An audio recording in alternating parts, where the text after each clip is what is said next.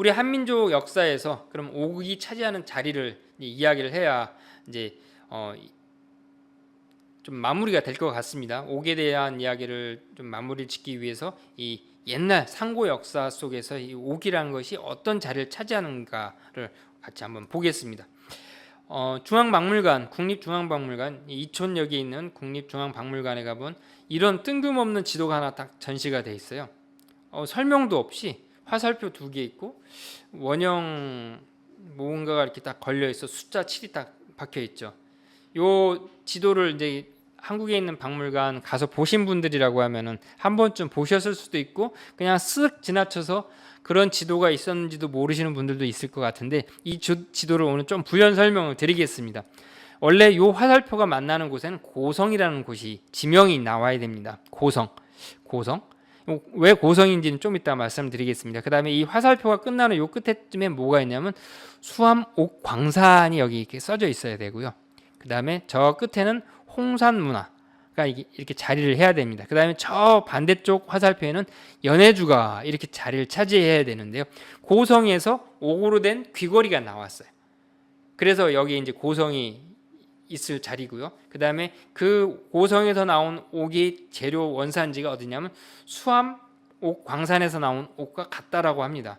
근데 왜 저 위에 홍산문화라고 적었냐면 홍산문화에서 나온 옥 귀걸이가 이 수암 옥 광산에서 나온 옥과 똑같은 옥, 이 고성에서 나온 옥과 같은 옥으로 만든 귀걸이가 발견이 됐어요. 그래서 이 그림이 그런 의미를 갖고 있고요. 저 연해주는 뭐냐면 저 연해주 지역에 이 수암 옥으로 만든 그 옥 제품을 생산하는 공방 같은 유적들이 발견이 됩니다. 그래서 연해주부터 고성으로, 그 다음에 수암으로, 홍산으로 이 하나의 어떤 같은 문화권, 같은 네트워크를 갖고 있는 게 아니었을까라고 추정을 해서 이 지도가 이제 나온 건데 왜 그럴까요? 왜 지도에다 지명이나 글자는 하나도 없이 뜬금없이 수수께끼 마냥 이렇게 화살표만 그려놓고 말하는지 이해할 수가 없지만 또 한편으로는 뭔가 이런 어떤 찾아가는 즐거움 혹은 이 숨은 사실을 밝혀내는 즐거움을 주기 위해서 혹시 그랬는지도 모르겠습니다. 어쨌건 고성 문암리라는 곳에서 이제 나온 옥 귀걸이인데 옥결이라 결상이시 이 우리나라 역사 그다음에 이쪽에서는 좀 전문 용어들을 좋아해요. 한자로 만든 전문 용어들이 하도 많아갖고 이것을 설명할 때 좀 어려운데 뭐 옥결이니 결상 이식이니 여러 가지 말들이 있는데 쉽게 얘기하면 옥 귀걸이에요. 그래서 이 귀걸이 이제 재현한 그림 보면 귀 이렇게 구멍 길게 뚫어갖고 이렇게 꼽아놓는 식으로 그리는데 사실은 옥결이라고 하는 것은 이 틈으로 이렇게 끼우는 겁니다. 끼워서 살짝 돌리면 이 귀에 걸리게끔 돼 있거든요. 그런 식으로 이제 장착을 하는 건데 이 구멍이 없는 것들이 있어요. 귀걸이 중에 그거는 끈으로 묶어서 이게 귀에다 걸면 되고요. 이게 이제 그렇게 이해를 하시면 이제 좋을 것 같습니다. 이제 문암리 유적에서 귀걸이가 나왔는데 이 문암리 유적은 사실은 중요한 게 뭐냐면 반유적이에요. 신석기 시대 반유적. 동아시아에서는 나온 사례가 없어요. 동아시아에서는 어떻게 보면 제일 오래된 반유적인 거죠. 반유적인데 이 고성 문암리 유적에 대한 것은 제 책에도 이제 농경 문화에 대해서 이제 같이 부연 설명을 좀 해놨는데 오늘은 시간상 여기 있는 거 다 말씀 못 드리겠고 이 밭에서 뭘 키웠냐면 벼를 키웠습니다. 쌀농사를 했어요. 쌀농사를 했던 밭이다. 지금 우리가 얘기하는 것처럼 수경재배 논에서 쌀을 키우지 않고 벼를 키우지 않고 여기 밭에서 했다는 것을 좀 기억을 해두시고요. 그리고 이 고성 문암리에서는 그냥 반유적만 나온 것이 아니라 여러 가지 이제 주거지 혹은 그런 같이 동반된 것들이 나왔는데 시기가 대략 짧으면 5,000년, 길면은 6,000년 전 유적이라고 합니다. 가장 오래된 동아시아의 농경 유적인데 여기서 나온 귀걸이와 저 아까 그 홍산문화 지역에서 나온 흑룡화 백음장한이라고 하는 말이 좀 어렵죠. 이게 마을 이름인데 그쪽에서 나온 옥과 같은 수암옥을 썼다라고 합니다. 근데 이 흑룡화라고 하는 곳에서부터 이제 나오는데 흑룡화 말이 좀 어려워요. 다 마을 이름이고 지역 이름이고 이제 그러다 보니까 좀 어려운데 여기는 거의 8,000년 전 그런 유적인데 여기서 신석기 이제 유적지가 나오고 이제 빗살무늬 토기도 나오고 세계 최초의 옥 귀걸이 아까 그것과 똑같은 옥귀걸이가 이제 나오게 됩니다. 그리고 이제 여기가 중요한 이유가 결국에는 배달국 이전, 박달국 이전의 황국 시기 유적이라고 했기 때문에 중요합니다. 우리가 이제 막연하게 전설 속이라고 생각하기 쉬운 그런 그 아득한 먼 얘기인 것 같지만 현실 그 시기가 그 시기랑 맞물린다는 거죠. 그래서 중요한데요. 이 고성문암리에서 나온 이제 토기, 그다음에 이 귀걸이, 이것은 또 어떤 가치를 가지냐면 고조선보다 더 오래된 박달국, 배달국, 환웅 시기의 유적이라는 것이 더 의미를 갖게 됩니다. 제가 아까 말씀드렸듯이 이 고성문암리라고 하는 이 유적은 단순하게 저 강원도 그냥 그 변두리에 있는 그런 유적이 아니라 거기서 나온 옥 귀걸이 때문에 연해주와 그다음에 강원도 고성과 그리고 수암과 그리고 저쪽 홍산 문화까지 이 긴 어떤 네트워크, 긴 벨트를 형성하게 되는 이 문화권역을 상징을 하기 때문에 그래서 더 중요합니다. 그래서 이게 이 시기가 고조선보다 더 오래된 시기에 이미 농사를 지었고 그리고 밭을 키웠고 좀 부연 설명을 드리자면 이 문암리에서 나온 그 식물들 이 잔해들을 보면 뭐가 나왔냐면 콩이 나왔어요. 근데 콩이 어떤 역할을 했냐면 땅의 지력을 회복시킨다고 해서 이 땅의 힘을 돋우기 위해서 일부러 야생콩을 키웠던 그런 흔적이라고 합니다. 5,000년 전에 이미 땅의 지력도 알고 땅의 지력을 회복시키는 이 농경법을 알았다는 것을 미루어 볼 때 이건 단순하게 그냥 저 변두리 지역의 반유적이라고 보기에는 너무나 많은 것을 내포하고 있는 거죠. 그래서 고조선 이전 우리가 얘기하는 환웅이 통치하던 배달국 시기의 농경문화의 한 자취를 알 수 있는 건데요. 그럼 여기만 있었냐? 아니죠. 고성문암리만 있었던 것이 아니라 많이 있습니다. 많이 있는데 잘 안 가르쳐줘요. 경기도 일산에 가면 가와지 유적이라고 하는 곳이 있어요. 가와지 유적이라는 곳에 가보면 벽시가 나왔는데 이 벽시는 실제로 재배한 벽시라고 합니다. 5천 뭐 탄소 연대 측정법이라고 하죠. 검사해 보면 다 나오죠. 요새는 5천 20년이란 짜투리까지 다 정확하게 딱 나옵니다. 근데 가와지 일산 고양시 가와지 마을에서만 가와지에서만 이 벽시가 나온 것이 아니라 실제 벽시가 발견된 곳은 40여 군데가 넘어요. 어떤 데는 벽시가 나온 데도 있고 벼의 껍질만 나온 데도 있고 탄화미 완전히 이제 화석처럼 돼서 까맣게 된 그런 벽시가 나온 곳도 있고 엄청나게 많은 곳에서 나와요. 시기도 생각보다 옛날부터 이런 거. 그리고 또 이제 뭐 최종 완결판이죠. 17,000년 전 충청도 청원에는 소로리 벽시까지 나와서 이렇게 외국 언론에 대서특필할 정도로 이렇게 옛날부터 농경문화가 발전되어 왔는데 지금도 박물관 가보면 우리나라 농경문화는 3,000년 전에 시작됐고 청동기가 제 3,000년 전에 들어와서 그때부터 농경문화가 시작되고 구구절절 우리나라의 농경문화는 한참 뒤에 뭐 남방에서 전래가 됐다, 벼가 전래가 됐다, 뭐 중국에서 영향을 받았다, 뭐 이러한 그 수많은 썰들로 진실을 가리고 있는데 사실상은 생각보다 더 오래전부터 농경문화가 있어 왔다는 거죠. 뭐 17,000년 전 소로리 벽시 인정 안 하고 싶다라고 하면은 적어도 가와지 벽시만큼은 인정을 받아야 되거든요. 이미 당군 건국 이전부터 이 땅에는 농경문화가 있었고 그 농경문화는 그래서 중요합니다. 왜 중요하냐? 홍산문화, 유화문화, 이 발해 연안 문명 이 여러 가지로 표현을 하지만 이것이 중요한 문화가 바로 우리 한민족의 이 선조들의 역사 터전의 무대였기 때문에 중요합니다. 이 역사 무대라는 것은 홍산 지역이라고 하는 거 좀 이따 설명을 드릴 건데요. 이 발해라고 하는 그 바다는 어디냐면은 쉽게 얘기하면은 지금 우리가 그 서해라고 얘기하는 바다를 옛날에는 황해라고 했어요. 왜 황해라고 불렀냐면요. 이 동이조 우리 선조들의 무대의 중심에 있는 바다였어요. 그래서 그 제가 아까 그 음양 오행에서 오행의 그 방위를 가지고 색깔을 말씀드렸어요. 색깔. 그래서 가운데 있는 색깔이 황색이에요. 황해라고 부르는 이유는 뭐냐면 가운데 바다라고 해서 황해라고 불렀습니다. 요동반도와 산동반도 사이 우리 그 서쪽에 있는 바다 여기 황해인 거죠. 중심바다. 왜 중심바다였냐? 동이족이 이쪽 산동반도 이쪽에서부터 이 한반도까지 그 다음에 이 발의 위쪽까지 이렇게 쭉 살았어요. 그래서 그 동이족의 중심바다가 황해였어요. 그래서 서해를 옛날에는 황해라고 불렀고 지금까지도 황해라는 명칭이 살아있을 정도로 그렇게 불렀는데 그 황해의 윗부분 산동반도와 요동반도 그 안쪽 요 바다를 따로 떼어서 밝은 바다, 해가 뜨는 바다. 이 해가 뜬다라고 하는 것은 이 중국 사람들 기준입니다. 그쪽 대륙에서 봤을 때 해가 뜨는 바다. 그래서 발해라는 표현을 썼습니다. 그래서 이 발해, 요 연안 지역에 사람들이 갖고 있었던 그 유적, 옛날 선조들의 유적을 발해 연안이라고 그 발해 연안 문명이라고 이제 부르고 중국 사람들은 요하 문명. 이 요하라고 하는 강 주변 문명이라고 해서 요하 문명이라고 하는데요. 어쨌든 뭐 홍산 문화, 요하 문명, 발해 연안 문명 다 그 지역을 말하는 겁니다.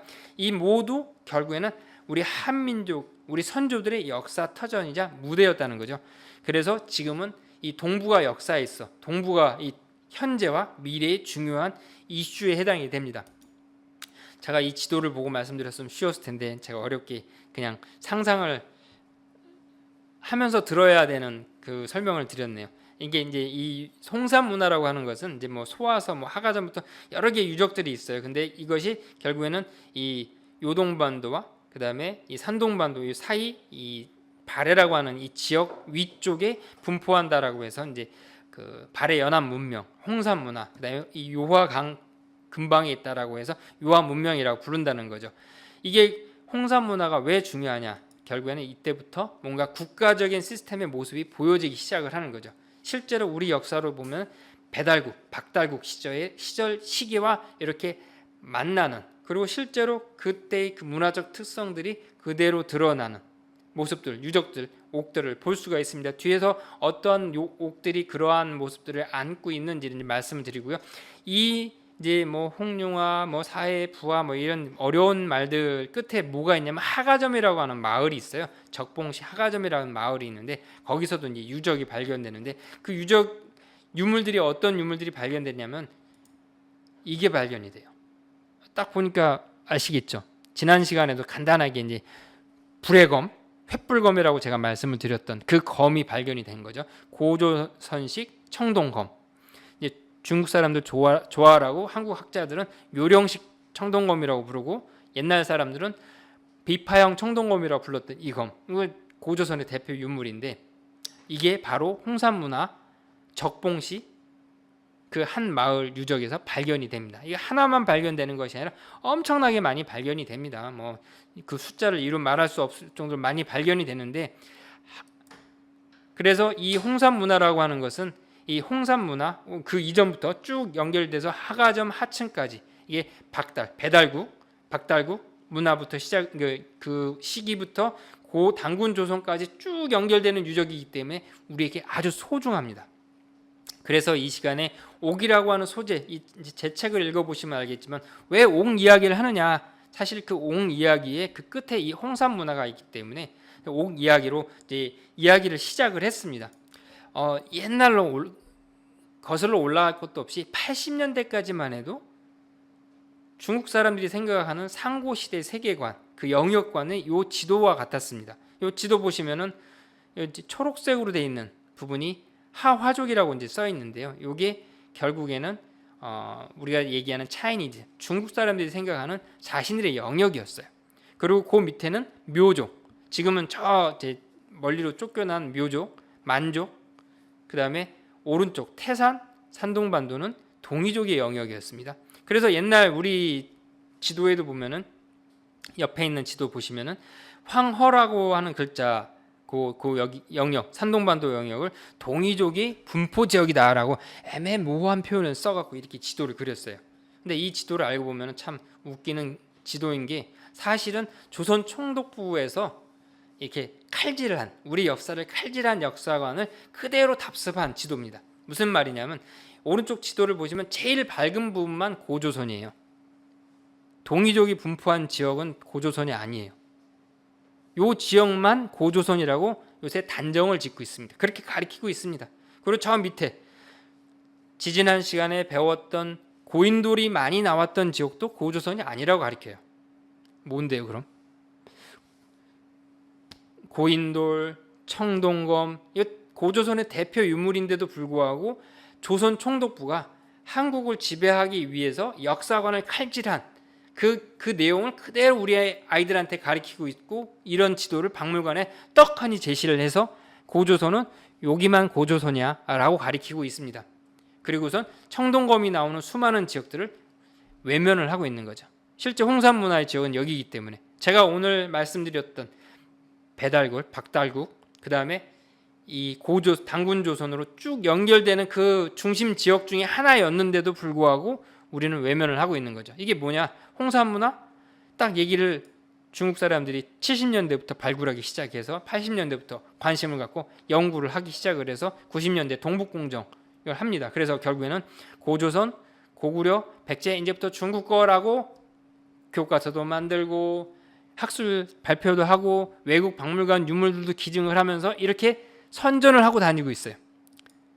그러니까 이제 우리나라 소장 학자들, 뛰어난 학자들은 배달과 고조선이 홍산 문화의 진짜 주인공이다라고 주장을 합니다.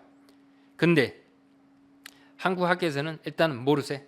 잘 모르겠는데, 별로 관심 없는데 엄청 소극적으로 외면을 하기 시작을 합니다. 그리고 수많은 언론, 수많은 학계, 수많은 사람들을 동원해서 도리어 고조선이 없다라고 가리키는 그런 작금의 사태에 이르고 있습니다. 그러니 홍산 문화 별로 관심 안 기울이죠. 뭐 이 단적인 예가 바로 이제 이게 있습니다. 동북아 역사재단이라고 하는 단체가 있어요.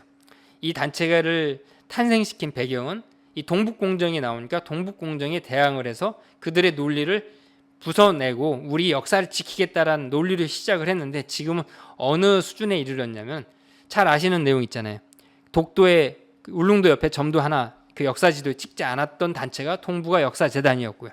그리고 이런 보고서가 있어요. 한중 공동 학술 조사 보고서. 그 홍산 문화의 하가점이라고 하는 그 마을에서 나온 유적을 이제 그 같이 조사한 보고서인데 여기 보면은 청동검에 대한 설명 부분에 이렇게 적어놓고 있습니다.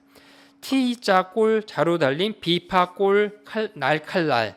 그래놓고선 옆에다 뭐라고 적어놨냐면 춘추중기. 춘추중기. 우리나라에 춘추가 있었나요? 춘추 전국시대라고 하는 중국시대의 시기를 이렇게 박아놓고 있어요. 물론 한중 공동조사니까 중국 사람들은 자기네 역사 기준으로 춘추 중기라고 적을 수 있어요. 근데 한국 사람이라면 고조선 뭐 후기 이런 말을 적어 넣어야 되는데 똑같이 춘추 중기라고 적고 있습니다. 이걸 볼 때 동북아 역사재단 학자들에게 고조선이 없는가라고 하는 질문을 한번 던져보고 싶을 정도로 고조선이라고 하는 것 자체, 당군조선이라고 하는 그 뇌 속에 영역이 얼마나 되는지 질문을 던지고 싶을 수준으로 지금은 이런 상태입니다. 홍산 문화 관심 없겠죠. 그러니까 저 같은 사람이 이 책에다 이 홍산 이야기를 적을 수밖에 없는 이 한심한 상황에 처한 거죠. 홍산 문화 이 이야기를 할 때 꼭 같이 얘기를 하고 싶은 것이 만리장성 이야기를 이제 같이 하고 싶습니다. 만리장성 진짜 말린지는 제가 재보지 않아서 말린지는 모르겠어요. 어쨌건 이제 장성이죠. 장성 진짜 장성.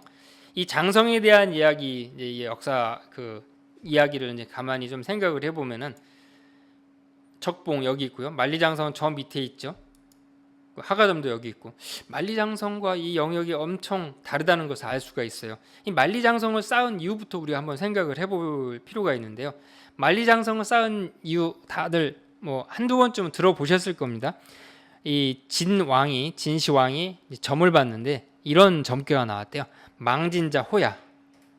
진나라를 망하게 하는 것은 호다. 이 호가 과연 뭘까? 과연 호가 뭘까? 여기서부터 사실은 이 만리장성의 이야기가 이제 시작이 되는 거죠. 그 전에 이제 만리장성 이야기를 하기 전에 제가 제주도에서 이제 찍어온 영상인데요. 이 말들이 이렇게 풀을 뜯고 초원에서 풀을 뜯고 편하게 지내는 이 시기가 있어요. 이 시기에 지금 이 말 같은 경우에는 주둥이를 바닥에 박고선 풀 뜯다가 잠들고 있는데요. 이 말이 이렇게 풀을 뜯고 이제 말이 살찌는 이 계절을 두고선 우리는 보통 뭐라고 표현하냐면 천고마비라는 표현을 씁니다. 한국 사람들은 천고마비하면 딱 청명한 가을 하늘, 천고를 떠올려요. 청명한 가을 하늘. 가을 좋잖아요. 이제 무더위도 지나가고 이제 추석도 얼마 전이고 그다음에 과일도 이렇게 있고 이 벼 추수하기도 얼마 직전이고 그래서 천고마비하면 참 좋은 이미지를 갖고 있는데 옛날 중국 사람들 한족들은 천고마비는 사실 두려운 이야기였어요. 왜 두려운 이야기였냐면 중국의 북방에 살고 있는 혹은 동북방에 살고 있는 여러 기마 민족들이 말이 살쪘으니까 이제 다음 할 일은 뭐냐면 말 타고 쳐들어 내려오는 일밖에 없거든요.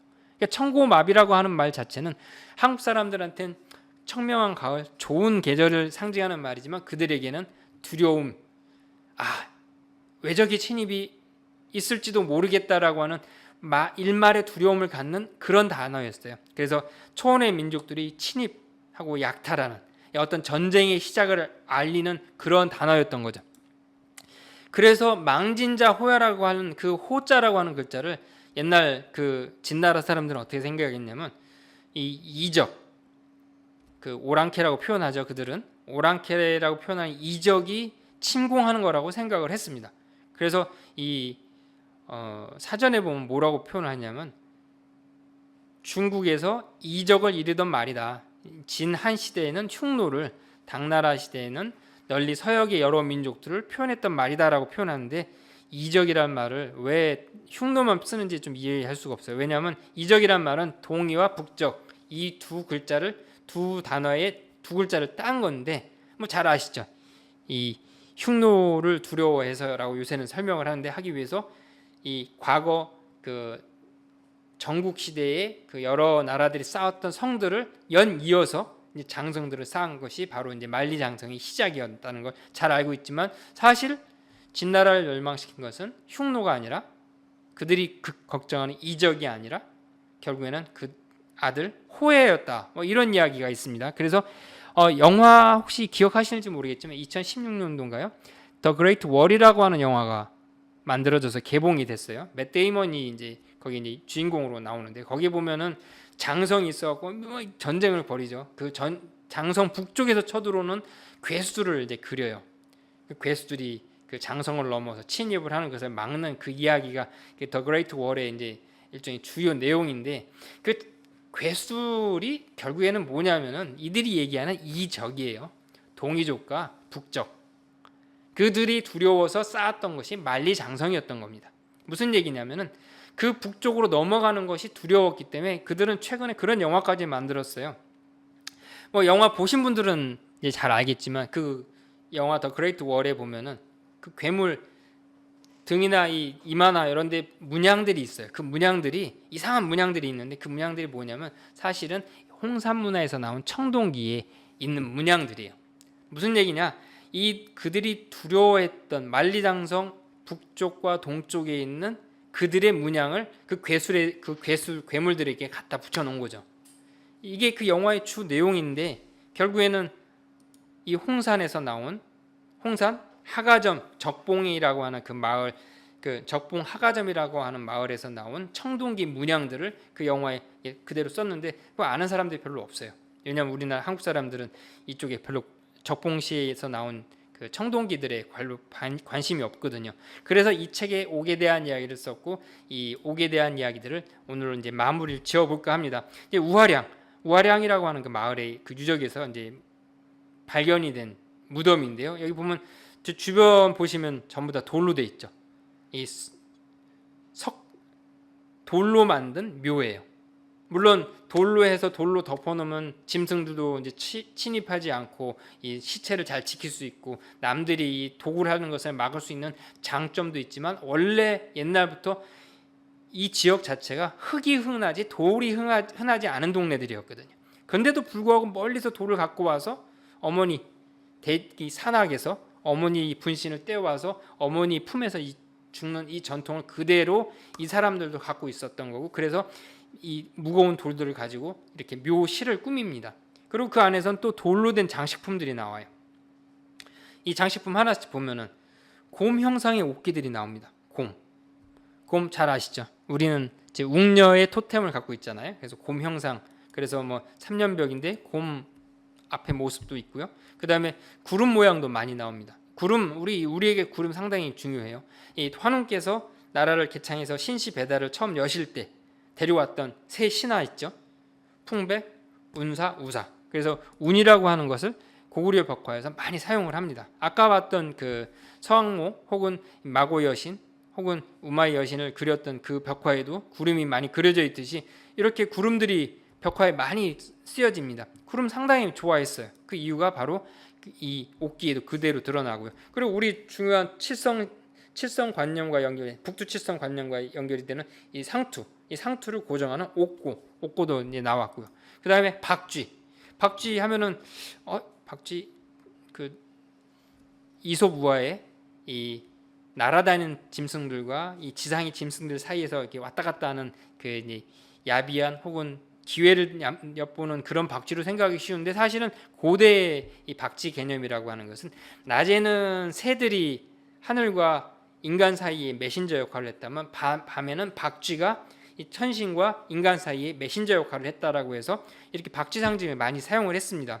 그래서 옛날 사람들은 소떼를 세워서 새를 상징을 하고 그 강소성 남북조 시대의 화상석에 보면은 치우 우리 선조죠. 치우 자오지 환웅을 이렇게 세 머리로 그리고요. 세 머리로 그리고 손에 들고 있는 칼을 보면 환두대도 이 고리 둥근 고리가 들고 있는 칼을 들고 있고 활을 잘 쏘는 우리 민족 이족인 이유가 이 활 잘 쏘기 때문이잖아요. 그래서 큰 활을 들고 있는 이런 세 머리로 그리기도 하고요. 이런 지난 시간에 봤던 새 이 모양 조각 청동편, 박쥐 놀이개, 박쥐 연적 이런 것들을 썼습니다. 그 다음에 아까 제가 얘기했던 돼지 문화가 그대로 들어가 있던 C자용, 이 C자용이 바로 이제 우리가 곡옥과 연결이 되는 어떤 큰 연장선상이 있다라는 것을 우리가 알 수 있고요. 그래서 옥저용, 이게 지금 조자를 써요.